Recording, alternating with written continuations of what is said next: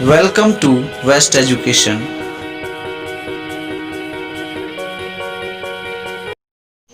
Hello and welcome to our online classes. This is Amit Gupta. We will study class 10th English chapter 1 Goodwill.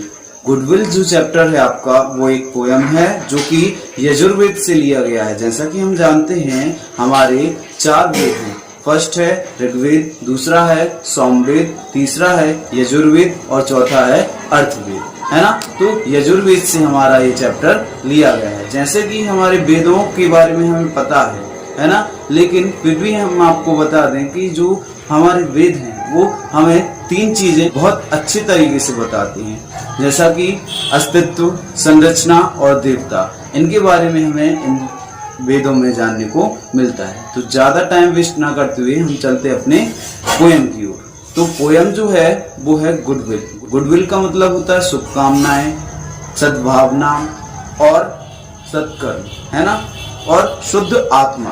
तो इसके बारे में भी वो हमें बताती है। चलिए तो शुरू करते हैं हम अपनी।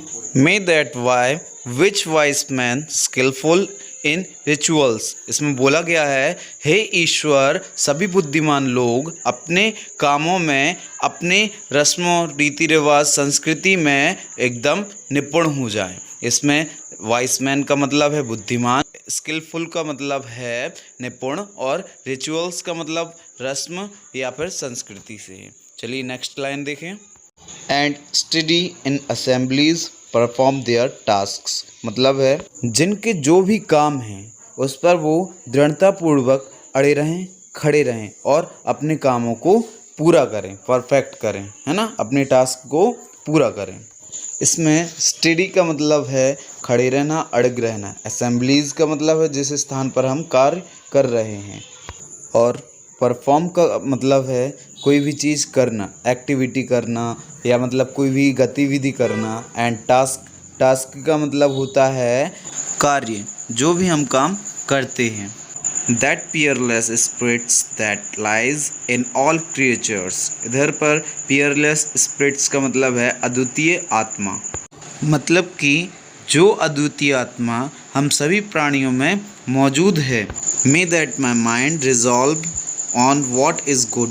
तो हे ईश्वर, हमें इतनी शक्ति दो कि जो वो अद्वितीय आत्मा है वह केवल सच्चाई के मार्ग पर चले और वही सोचे जो सही हो। आई होप आप लोगों को समझ में आ रहा होगा, और जो भी प्रॉब्लम हो, डाउट हो, आप कमेंट करके बोल सकते हो। चलिए नेक्स्ट देखते हैं। May that which is deep knowledge intellect memory. Intellect का मतलब होता है चतुर और मेमोरी का मतलब होता है याददाश्त या चतुर। नेक्स्ट लाइन है that which is deathless flame in living beings. तो इस लाइन में बोला गया है, हे ईश्वर, मुझे इतना ज्ञान दो, इतना गहरा ज्ञान दो कि मैं चतुर बन सकूं, मेरी याददाश्त तेज हो सके। तो ये सब किसके लिए हो? ये सब उस मरण आत्मा के लिए हो जो सभी प्राणियों में मौजूद है, निहित है।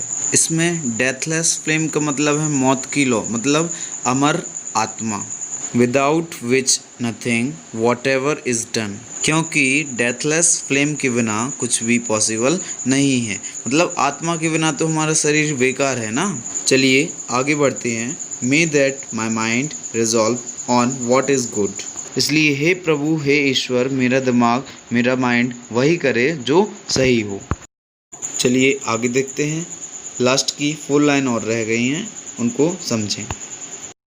May that which guide man like a good charioteer. Charioteer का मतलब है सारथी, अच्छा सारथी। तो इस लाइन में कहा गया है कि हे प्रभु, हे ईश्वर, हमें एक अच्छे सारथी की तरह मार्गदर्शन दें। सारथी क्या करता है? सारथी हमें रास्ता मतलब जो है उस पर चलता है और हमें सही मार्ग पर ले जाता है। Who control fleet footed horse's with the Reigns. इसमें फ्लीट फुटेड हॉर्सेज का मतलब है फुर्तीले घोड़े से, और रेंस का मतलब है लगाम। मतलब कि जिस तरह से एक सारथी फुर्तीले घोड़े को लगाम के द्वारा कंट्रोल करता है, उसी तरह से हे प्रभु, आप हमारे सारथी बनकर हमको लगाम दें, कंट्रोल रखें। That which avoids in the heart most Swift and active. इस लाइन में बोला गया है कि मेरी जो अंतरात्मा है, अंदर जो मेरे दिल में है, बहुत तेज़ है और यहाँ वहाँ भटक रही है, उसको कंट्रोल कर दें। और लास्ट लाइन है, may that my mind resolve on what is good. हे ईश्वर, मेरा मस्तिष्क केवल वही करे जो सही हो। तो ये हमारी पोयम थी जिसके पोएट हैं एनोनिमस, मतलब कि अज्ञात, क्योंकि ये यजुर्वेद से ली गई है।